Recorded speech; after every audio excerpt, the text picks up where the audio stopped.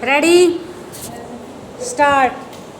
अध्यक्ष महोदय, मैं आपको एक और बात बतलाना चाहती हूँ और वह यह है कि कृषि विभाग को योजना आयोग ने बहुत गलत रास्ते में बिठा दिया है।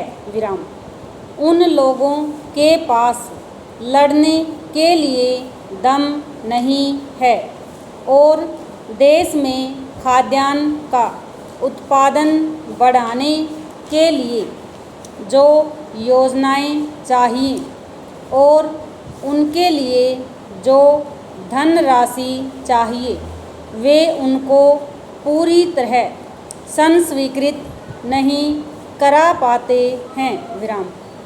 कृषि विभाग तो जमीन की तरह आधार होता है और उसी पर देश के लिए पर्याप्त अन्न पैदा करने का महान भार है।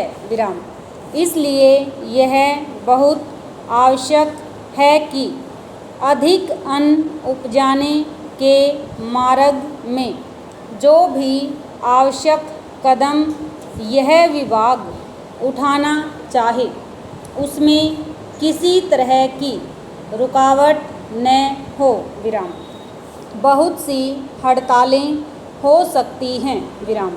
मजदूर काम से बरी हो सकते हैं लेकिन किसी भी हालत में वे खाने से बरी नहीं हो सकते। विराम। अब हम देखते हैं कि मिलों और कारखानों में हड़तालें हो जाती हैं। विराम। छुट्टी हो जाती है तो आम काम के दिनों की अपेक्षा लोग उन दिनों में ज़्यादा खाना खाते हैं, ज़्यादा दावतें करते हैं। विराम। आज यह हमारे लिए यह सर्वाधिक महत्व का विषय है कि हमारा अन्न का उत्पादन उस गति से बढ़े ताकि हम अपनी खपत से अधिक उत्पादन कर उसका निर्यात कर सकें। विराम। पैराग्राफ।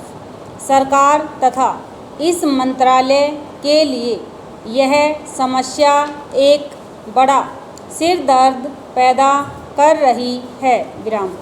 हर एक विभाग में बड़े बड़े अधिकारी बैठे हैं और हजारों रुपए के बड़े बड़े वेतन ले रहे हैं। विराम। लेकिन मुझे दुख के साथ कहना पड़ता है कि उनका दिमाग कार्यालय की मिसालों और कागजों में लगा रहता है। विराम। इस विभाग का काम बहुत ही महत्वपूर्ण है। विराम।